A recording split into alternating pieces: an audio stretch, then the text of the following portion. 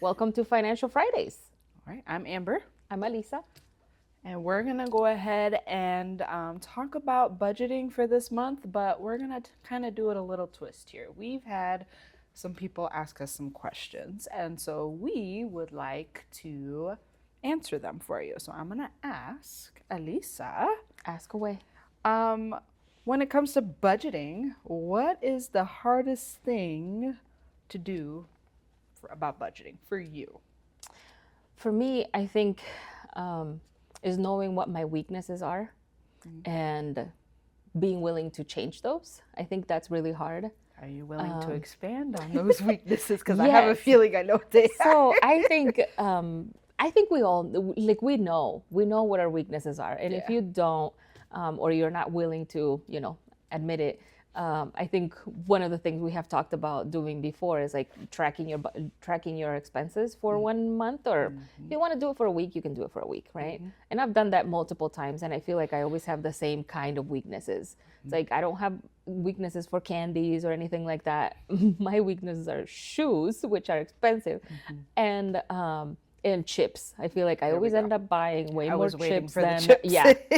way more chips than I need to at the grocery store. The chip aisle is my favorite. So so I feel like, knowing that, then like kind of budgeting around it, but like being willing to change that, right? Like Right. being willing to challenge myself to accept that's my weakness and then change. And then the other thing is like, being willing to make the sacrifices, and not just for the things that I'm weak about, but like other sacrifices, right? Like if you're very social and you always get asked to go out, hang out with your friends or whatever, that's, that if that's what you're, I guess what's moving your budget in the negative direction, then, changing that, or like telling somebody about it. And I think one of the things that I've talked about before is I told my coworkers, I'm only going to eat out once a week.